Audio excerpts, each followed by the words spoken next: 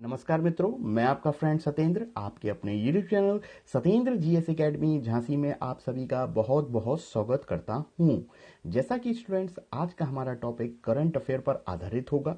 अगर आप competitive exam की तैयारी कर रहे हैं तो आज का लेक्चर आपके लिए बहुत इंपॉर्टेंट होगा। कुछ बेसिक जानकारी मैं आपके साथ शेयर करूंगा। अगर आपको महत्वपूर्ण लगे तो आप इसको पेन और पेपर में जरूर नोट करके रखेंगे। मैं हमेशा अपने हर लेक्चर में बोलता हूं कि अगर आप कोई भी वीडियो देख रहे हो या ऑनलाइन ऑफलाइन कोई भी क्लास पढ़ रहे हो तो जो कुछ भी बोला जाता है उसको आप नोट करते जरूर चलेंगे, खास तौर से वीडियो में स्पेशल। होता क्या है कि अगर हम कोई वीडियो आज देखते हैं, कल दूसरा देखेंगे, परसों तीसरा देखेंगे, लेकिन हमारी माइंड की एक कैपेसिटी होती है, माइंड यानी कि स्कीमा, वो उतनी ही इंफॉर्मेशन शेयर कर सकता है। जैसा मोबाइल फोन होता है कि 4 GB रैम, 6 GB रैम, उसके बाद हैंग करने लगता है आपका मोबाइल। उसी तरह हमारे ब्रेन स्कीमा का भी एक लिमिटेशन होता है। नई चीजें आती हैं, पुरानी चीजें डिलीट होती जाती हैं। अगर उसको आप पेन और पेपर के द्वारा अपने रजिस्टर में, नोट पैड में उसको नोट कर लेंगे तो एग्जाम पॉइंट ऑफ व्यू से तो इंपॉर्टेंट होगा और भी एस्पेक्ट में भी आपके लिए इंपॉर्टेंट होगा। तो तैयार हो जाइए। आज का हमारा टॉपिक जो करंट अफेयर पर होगा वो यूएस पर आधारित होगा। USA, United state of America, जिसे आप यूएस के नाम से जानते हो, जो विश्व का सबसे ताकतवर देश है। अभी हाल में आपने देखा कि यूएसए में कोरोना की बहुत सारी समस्याएं देखी गई। 2 लाख से ऊपर वहां पर मौतों हो चुकी थी। वहां पे जो प्रबंधन है, मैनेजमेंट की प्रॉब्लम भी हुई इस समय कोरोना के टाइम पर। और ट्रंप जो उस समय आपके राष्ट्रपति थे, जो वर्तमान में अब आज की डेट से अब वहां के राष्ट्रपति नहीं होंगे। तो आइए यूएस से संबंधित कुछ महत्वपूर्ण बातों को नोट करेंगे जो इलेक्शन से संबंधित हैं। छात्रों, कुछ बेसिक जानकारी नोट करेंगे, ठीक है। अगर आपसे कोई पूछे सबसे पहले डेमोक्रेसी की शुरुआत, डेमोक्रेसी यानी कि लोकतंत्र, जिसे जनतंत्र के नाम से कहते हैं, सबसे पहले डेमोक्रेसी कहां पर आई आपकी? यूएसए में। लेकिन विश्व का सबसे बड़ा लोकतांत्रिक देश आपका भारत है, ठीक है। ये बेसिक जानकारी रही। लोकतंत्र को क्या बोलते हैं? आपका डेमोक्रेसी। अब देखिएगा, यूएसए में जो आपके रिजल्ट आए हैं इलेक्शन के, यूएसए में 2 मुख्य बड़ी पार्टी आपको देखने को मिलती है। एक है डेमोक्रेटिक, दूसरी है रिपब्लिक, ठीक है। अभी जो इलेक्शन रिजल्ट आए हैं उसमें डोनाल्ड ट्रंप जो हैं वो हार चुके हैं। और डोनाल्ड ट्रंप किस पार्टी से संबंधित थे? रिपब्लिक। जबकि अब जो नए राष्ट्रपति जो होंगे, जो जनवरी में शपथ लेंगे आपके, उनका नाम है जो बाइडन, जो आपके डेमोक्रेटिक से संबंधित हैं आपके। और डेमोक्रेटिक पार्टी से ही बराक ओबामा संबंधित थे। ध्यान रखेंगे, ये बेसिक जानकारी है। तो ध्यान ये रखना है कि जो बाइडन जो डेमोक्रेटिक पार्टी से संबंधित हैं, यूएसए के नए राष्ट्रपति होंगे, वो किस नंबर के हैं? तो ध्यान में रखिएगा, वे यूएसए के 46वें राष्ट्रपति होंगे, ठीक है। ये ध्यान रखेंगे। और राष्ट्रपति कहां पर संबोधित करते हैं या कहां पर बैठते हैं? आपके व्हाइट हाउस में। व्हाइट हाउस तो आपका बहुत फेमस ही है प्रेसिडेंट के लिए यूएस में। ये एक बेसिक बात रही। अब हम आगे बढ़ते हैं। ध्यान रखिएगा, यूएसए में राष्ट्रपति सर्वोपरि होता है, मेन पावर प्रेसिडेंट में होती है, जबकि वो डेमोक्रेटिक है यूएसए। अब भारत की बात करोगे तो भारत में सुप्रीम पावर प्राइम मिनिस्टर के हाथ में रहती है, ठीक है। इतनी बेसिक बात हो गई। अब सेकंड पॉइंट आपको ये ध्यान में रखिएगा कि जो बाइडन है, जो राष्ट्रपति पद की अब शपथ लेंगे, 46वें राष्ट्रपति होंगे जो जनवरी में शपथ लेंगे, जिन्होंने इलेक्शन जीत लिया है, तो अमेरिका में, यूएस में 538 का इलेक्टोरल कॉलेज बनता है आपका, ठीक है। 538 का, जिसमें से 270 का जादुई आंकड़ा जो होता है किसी भी पार्टी को प्राप्त करना होता है। जैसे कि आज मैं वीडियो बना रहा हूं तो कल ही जो बाइडन, जो आपकी डेमोक्रेटिक से संबंधित हैं, कुछ स्टेट के रिजल्ट आना बाकी थे, लेकिन उसके बावजूद वो 270 प्लस प्राप्त कर चुके थे, जिससे हमें ये पता चल चुका था कि अब अमेरिका के राष्ट्रपति ट्रंप नहीं रहेंगे और ट्रंप रिपब्लिक से संबंधित है, यानी कि नया राष्ट्रपति जो होगा वो जो बाइडेन होगा, डेमोक्रेटिक से होगा। इतनी बात रही, ये एक बेसिक बात करी हमने। अब इंपॉर्टेंट बात ये भी ध्यान रखेंगे कि यहां पर राष्ट्रपति तो इंपॉर्टेंट हो गया ही, ठीक है, लेकिन एग्जाम पॉइंट ऑफ व्यू से ये भी इंपॉर्टेंट रहेगा कि राष्ट्रपति के साथ साथ उपराष्ट्रपति या वाइस प्रेसिडेंट, जिसे वीपी भी बोलते हैं, वीपी कौन बनी, किसने वीपी का पद प्राप्त किया या कौन इलेक्शन जीता। तो ये बहुत इंपॉर्टेंट है। अमेरिका के नए उपराष्ट्रपति जो होंगी उनका नाम है कमला देवी हैरिस, या कमला हैरिस बोल सकते हो। एग्जाम में जरूर पूछेगा कि अमेरिका के राष्ट्रपति तो पता ही है, लेकिन पूछेगा अमेरिका की नई उपराष्ट्रपति कौन है, तो ध्यान में रखिएगा कमला हैरिस। अब ध्यान में रखेंगे कमला हैरिस जो हैं वो भारतीय मूल की हैं, पर्सन ऑफ इंडियन ओरिजिन, यानी कि उनकी जड़ें भारत में विद्यमान हैं और भारत के तमिलनाडु स्टेट के एक छोटे से गांव से संबंधित है। जैसा कि आप अगर वीडियोस देखेंगे कि उस छोटे से गांव में इस समय बहुत सारी एक्टिविटीज या खुशी की हलचल देखने को मिल रही है कि एक छोटे से गांव का कोई इंसान इस बड़े पद को प्राप्त करता है, तो प्रसन्नता, हैप्पीनेस का माहौल वहां पर चल रहा है। उनको देख के मोटिवेट होके कि ताकि वो भी जीवन में आगे बढ़ेंगे। तो एग्जाम पॉइंट ऑफ व्यू से ये इंपॉर्टेंट है कि अभी हाल में यूएस में जो उपराष्ट्रपति बनी वो भारतीय मूल से संबंधित है या भारतवंशी है। हो तो गई वो वहां की नागरिक यूएस की, लेकिन वो उनका जन्म यहां पर हुआ था या भारतवंशी या मूल रूप से यहां की थी। अब वो भारत की सिटीजन तो है नहीं, इतना ध्यान रखेंगे। वो पर्सन ऑफ इंडियन ओरिजिन की कैटेगरी में आती हैं। यहाँ एक बात और, यूएस के इतिहास में 120 साल के इतिहास में इतना बम्पर वोटिंग अभी तक नहीं हुआ था जो इस बार देखने को मिला। और एग्जाम में ये पूछेगा कि यूएस में जो अभी हाल में जो उपराष्ट्रपति बनी है, ऐसा पहली बार हुआ है कोई भारतीय मूल की महिला, या मैं ये भी बोलूं पहली बार यूएस में कोई महिला जो है वाइस प्रेसिडेंट बनी है, ठीक है, जिनका नाम क्या है, कमला हैरिस, जिन्होंने भारत का नाम तो रोशन किया ही किया है। ये एक बेसिक सी जानकारी अब मैंने आपको दी, ठीक है। अब आगे बढ़ते हैं हम लोग। यूएसए में अगर 2009 से आगे का समय देखेंगे तो उस समय कौन था, बराक ओबामा। किस पार्टी से संबंधित थे, डेमोक्रेटिक से संबंधित थे, ठीक है। इन्होंने आयुष्मान भारत योजना जो थी ना, जिसे मोदी केयर बोलते हैं, वहां पर ओबामा केयर शुरुआत करी थी, जो विश्व की सबसे बड़ी स्वास्थ्य योजना मानी जाती थी बराक ओबामा के द्वारा। लेकिन मोदी केयर उससे और विस्तृत बताई गई है, जो आयुष्मान योजना जो विश्व की सबसे बड़ी है, ठीक है। तो यहां पर बराक ओबामा को मैंने इसलिए शामिल किया कि ये 2015 तक थे और 2015 के बाद इलेक्शन हुए, और इलेक्शन में कौन सत्ता में आया था आपका, जी हाँ, ट्रंप आए थे, रिपब्लिकन, ठीक है। इनके अपोजिट हार किसकी हुई थी, क्लिंटन की, हिलरी क्लिंटन की हुई थी। ये एक बेसिक जानकारी मैंने आपके साथ शेयर की।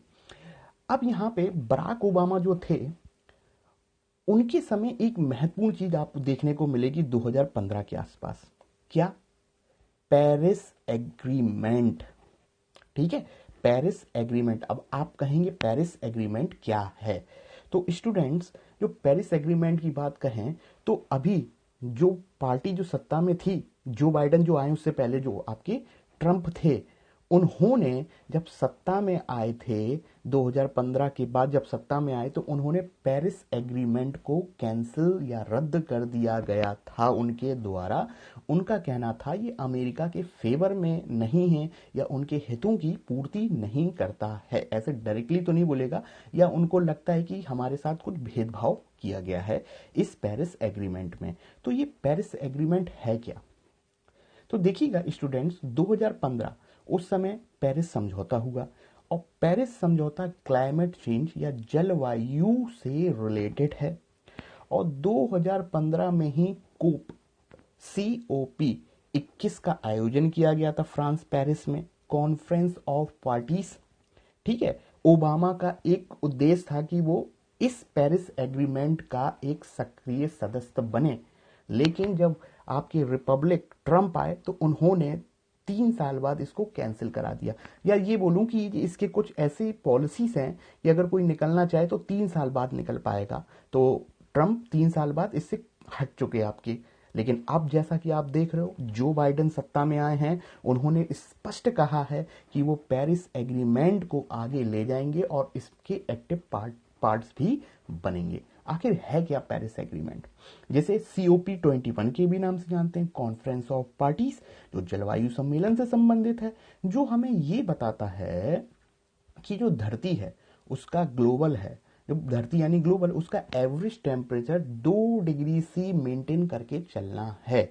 कितना? 2 डिग्री सी। और किस लेवल पर?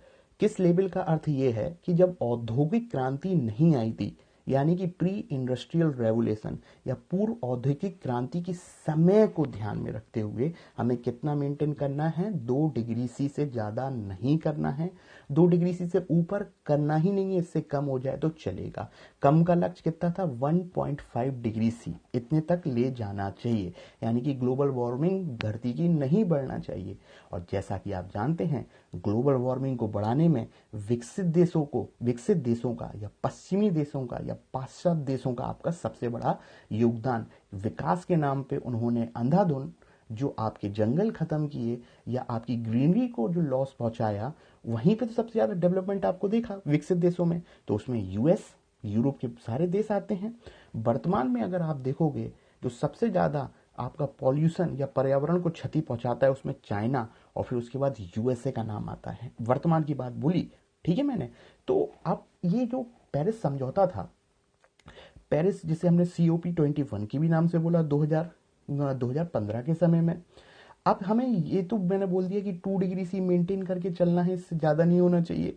तो इस ट्रीटी में कुछ ऐसी चीजें थी कि विकसित देशों को विकासशील देशों की फाइनेंशियल हेल्प या वित्तीय मदद भी करना चाहिए, ऐसा बताए। क्यों? क्योंकि आप भैया बड़े भाई हो, आप लोगों ने जो इतनी क्षति पहुंचाई है प्रकृति को, उसकी भरपाई जो करोगे तो आपकी मुख्य जिम्मेदारी होगी। तो अपने भाइयों की, विकासशील देशों की मदद करें, ये भी एक पॉइंट बताया गया था। इसी से संबंधित आपको याद आ रहा होगा 97 में क्योटो प्रोटोकॉल भी आया था, वो भी क्लाइमेट से ही रिलेटेड था। ये एक जानकारी थी। ठीक है, आगे बढ़ते हैं। अब COP21 की बात कर दी मैंने आपके सामने, अभी ज्यादा नहीं जा सकते हैं। अब कोप को थोड़ा सा पीछे अगर हम लोग जाएं तो 1972 को भूलना इतना आसान नहीं है। 1972 को ही, 72 टू 73 के समय ही 5 जून हम लोगों ने विश्व पर्यावरण दिवस घोषित किया यूनाइटेड नेशन के द्वारा। ठीक है, जैसे यूनाइटेड नेशन एनवायरनमेंट प्रोग्राम होता है ना, उधर पे 15 सूत्रीय 20 सूत्रीय फॉर्मूला आया था, और उसी 72 73 जिसे स्टॉकहोम सम्मेलन के नाम से भी जानते हैं, इसी दिन आपका 5 जून विश्व पर्यावरण दिवस घोषित किया गया 1972। अब भैया विकसित टेम्परेचर तो बढ़ा ही रहे हैं। अब भैया टेम्परेचर बढ़ गया तो लोगों को याद आई 1992 रिमाइंड करा रहा हूं आपको रिवीजन टाइप में। तो 92 क्या हुआ था? पृथ्वी शिखर सम्मेलन, जिसे अर्थ समिट के नाम से जानते हैं। रियो डी जेनेरियो की बात मैं कर रहा हूं। और 92 का जो पृथ्वी शिखर सम्मेलन था, जो सतत विकास पर आधारित था। अब आप बोलेंगे कि सतत विकास क्या है? सतत विकास एक ऐसा विकास कि हमें अपने संसाधनों का इस तरीके से इस्तेमाल करना है कि उनका आज ही खपत ना कर दें, ताकि आने वाली पीढ़ी के लिए भी हम संसाधन बचा के रखें, ताकि उनके लिए भी संसाधन उपलब्ध हो, ताकि आगे कमी ना हो। यानी कि इस तरीके से डेवलपमेंट हो कि पूरे के पूरे रिसोर्स आज ना खत्म हो, आगे आने वाली पीढ़ी भी उनका उपभोग कर सके। और ऐसा विकास जो पॉल्यूशन को या हमारी हरितता यानी कि ग्रीनरी को मेंटेन करने का भी सस्टेन कार्य करता है। लगातार आपका विकास चलता रहे, जिसमें हम लोगों ने पर्यावरण को ध्यान में रखा। इसी से ही संबंधित आपका ध्यान में रखिएगा, बर्टलैंड कमीशन रिपोर्ट जो होती है, इसी से ही संबंधित है, आपकी सतत विकास से ही संबंधित है। पूछते हैं कभी कभी बर्टलैंड रिपोर्ट संबंधित है सतत विकास से संबंधित। आगे जो लेक्चर होगा यूएस पे, हम वहां पे जरूर डिस्कस करेंगे आपका। ठीक है, ध्यान रखेंगे। और 92 के बाद ही 4 की बात करें तो UNFCCC अस्तित्व में आया था, United nation framework convention climate change. इसी UNFCCC ने ही डिसाइड करा भैया साल में एक बार तो मिलना ही चाहिए। चलो ठीक है, विश्व के सभी देश मान गए, 95 में मिलते हैं, एक बार 96 में मिलते हैं और 97 में मिलते हैं। 97 इसलिए इंपॉर्टेंट है साल एनुअल मीटिंग क्योंकि यहाँ पर क्योटो प्रोटोकॉल आया और देखते देखते समय निकलता गया, 2015 आ गया और ये जो सालाना जो बैठक हो रही है ना, इसी को कोप के नाम से जानते हैं, कॉन्फ्रेंस ऑफ पार्टीज। जब 2015 आया तो कोप जो 1995 से चला, 95, 96, 97 और 2015 तक आते आते वो कोप कौन सा हो गया, 21 आपका, जिसे हम लोग पेरिस एग्रीमेंट के नाम से जानते हैं। पेरिस यानी कि फ्रांस आपका, ठीक है। ये एक बेसिक जानकारी मैंने आपके सामने शेयर करी। अभी क्या हुआ ना कि जब बाइडेन सत्ता में आए तो बाइडेन ने बोला है कि भैया हम जो हमारे जो मुख्य थे बराक ओबामा, जो चाहते थे कि हम लोग भी पेरिस एग्रीमेंट पे साइन करें, तो बाइडेन भी उन्हीं डेमोक्रेटिक से रिलेटेड है, राष्ट्रपति जो बने। उन्होंने बोला कि जल्दी जनवरी में मैं जब शपथ ग्रहण कर लूंगा, पूरी तरीके से प्रॉपर हो जाऊंगा, तब मैं आपका ये जो पेरिस एग्रीमेंट है उसको आगे ले जाने का कार्य करूंगा आपका, ठीक है। तो ये भी इनके इलेक्शन के समय में इन्होंने ये मुद्दा रखा था कि हमारी पार्टी जो होती है वो पर्यावरण एनवायरमेंट पर जरूर काम करेगी। जो मैनिफेस्टो होता है ना जो किसी भी पार्टी का कि ये हमारे लक्ष्य हैं, ये उनके एक लक्ष्य में शामिल था। और अभी आप ध्यान से देख रहे होंगे कि कोविड में आपके डोनाल्ड ट्रंप मिसमैनेजमेंट के तहत थोड़ा थोड़ा पिछड़ते गए और यूएस में ब्लैक लाइव मैटर भी चल रहा था, नस्ली जो प्रॉब्लम हुई थी, ब्लैक लाइव मैटर वाली प्रॉब्लम, नस्ली वाली समस्या भी हुई आपकी। तो ये था हमारा करंट अफेयर का टॉक शो। एक बात और बोलूंगा, जो कमला हैरिस जो है आपकी, वो भारतीय, उनका जन्म तो इधर से रिलेटेड है, लेकिन उनके फादर जो हैं वो आपके जमैका से आते हैं, ध्यान रखिएगा, यानी कि फादर जमैका से हैं, ठीक है, और ब्लैक हैं, ब्लैक जमैका जो होता है वहाँ के से बिलोंग कर रही है तो ब्लैक आ रहा है, और भारत से उनकी मॉम रिलेटेड हैं, तो इतना ध्यान रखिएगा। यानी कि ये बहुत सारी महिलाओं के लिए, गर्ल्स के लिए एक बहुत बड़ी मोटिवेशन का सोर्स है। इंडिया के लिए तो है ही क्योंकि तमिलनाडु से बिलोंग कर ही रही हैं, और विश्व के लिए भी हैं आपकी कमला हैरिस, ठीक है। तो ये हमारा इंपॉर्टेंट पॉइंट से करंट अफेयर के आपके साथ मैंने शेयर करे। जल्दी ही हम लोग ये ईवीएस का पोर्शन है, ईवीएस को करंट अफेयर से जोड़कर हम लोग आगे जरूर बढ़ेंगे, ठीक है। अगर आपको आज का लेक्चर पसंद आया हो तो कंजूसी बिल्कुल मत करिए, लाइक शेयर करते रहिए और सब्सक्राइब भी करते रहिए और कराते रहिए। ऐसा क्यों? पैसे तो लगेंगे नहीं, बिल्कुल नहीं लगते हैं। इससे होगा क्या कि मेरे अंदर भी एक शक्ति, एनर्जी, मोटिवेशन आ जाएगा ताकि और बेहतर किया जा सके। ये एक शुरुआत है, जल्दी जीएस एनसीईआरटी प्रोग्राम भी मैं कोशिश करूंगा, एक प्रयास है, थोड़ा वक्त लगता है। अगर आपका सपोर्ट भी रहेगा तो चैनल पे मैं और बेहतर करने की कोशिश करूंगा, ठीक है। मैंने आपसे बोला था कि जल्दी जीन प्याजे भी लेक्चर लाऊंगा मैं। जीन प्याजे जो कि साइकोलॉज बहुत बड़े मनोवैज्ञानिक हैं, ये जीन प्याजे सीटेट के लिए, नेट जीआरएफ के लिए, यूपी टेट के लिए बहुत इंपॉर्टेंट है। बिल्कुल हम लोग अध्ययन करेंगे डिटेल में इन पे, ठीक है। तो लाइक शेयर करते रहिए, जल्दी ही मिलेंगे नेक्स्ट लेक्चर। मैं आपका फ्रेंड सत्येंद्र, आपके अपने YouTube channel Satyendra GS academy के माध्यम से आप लोगों को सीखने के लिए एक प्रयास, ठीक है। धन्यवाद, thank you, okay, bye bye.